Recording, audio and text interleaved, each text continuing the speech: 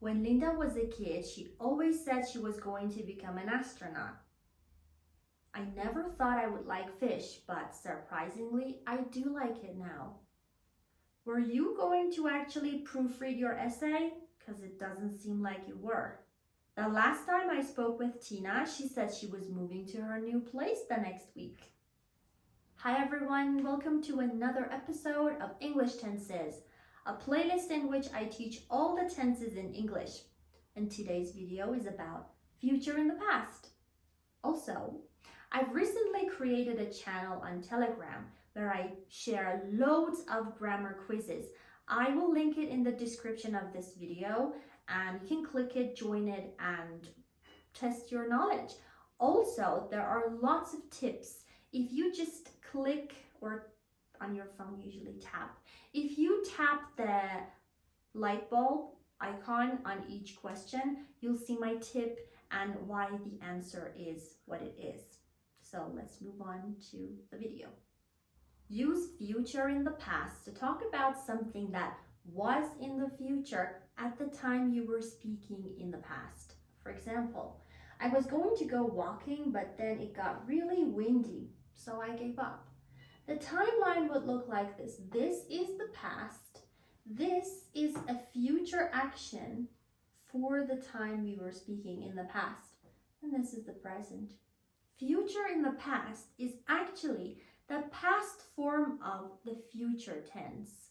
For example, when you are talking about the future now, at some later point in the future, it's going to be considered the past.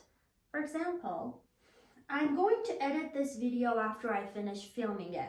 Once I've actually uploaded the edited video, the sentence above will have been in the past. So when I talk about it then, it will look like this. I was going to edit my video. There are different ways to talk about future in the past, and the first one is would. Would is used for past promises and predictions based on no evidence. For example, you said you would call me back, but you never did. This is a past promise which was obviously never fulfilled. They said they would be here by 5, so they should be here any minute. Again, a past promise. I thought it would snow, but I was wrong. Prediction based on no evidence. Everyone thought Spain would win the World Cup again, but much to their surprise, they were sent home. Again, a past prediction based on no evidence. Consider this structure as the past form of will. Here's the structure. Subject, would, base form. Would is a modal, and you know that modals always use the base form of the verb. And also modals have only one form, so they're the same with singular and plural subjects. So, I, you, she, he, it, we, you, they would do something. For instance, the post office said the package would arrive by the end of the week, but we all know that prediction or promise is never reliable. Negative statements. Subject, would not or wouldn't, base form. I, you, she, he, it wouldn't do something.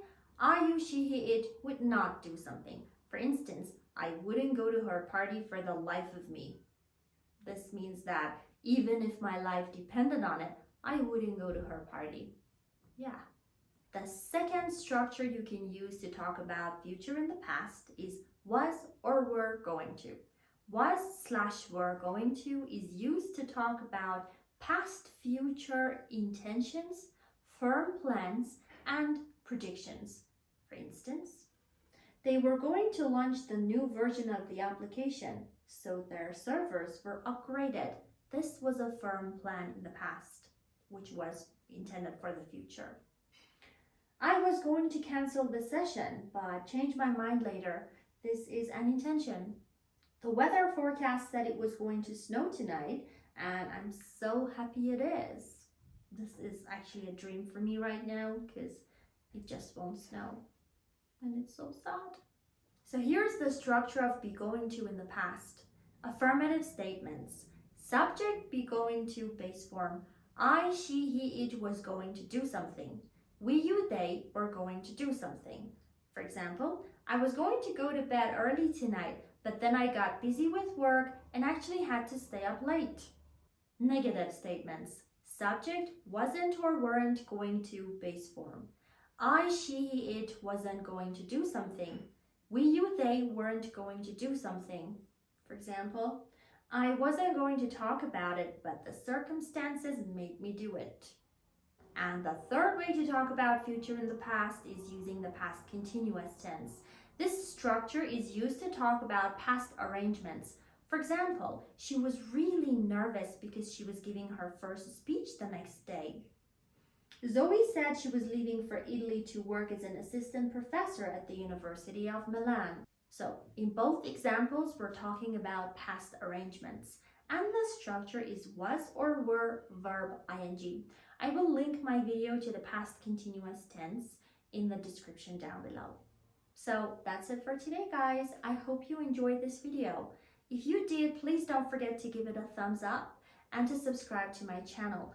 Also, I would love to read what you wanted to be or what you thought you were going to be in the future as a kid. Please write them in the comments. And if you have any questions, don't hesitate to ask them. And please use this tense in the comments to write sentences or questions. And if I see any mistakes, I will definitely be correcting them. Take care. See ya. Mine would look something like this. Okay. There are different ways to is a promise that was never fulfilled. Why can't I speak today? Fulfilled. Yep. I can't speak. Maybe I need to drink some water. I do feel better. Go on. I've turned my radiator off. It's actually quite cold outside. Like, I don't know how cold it is, but it's cold.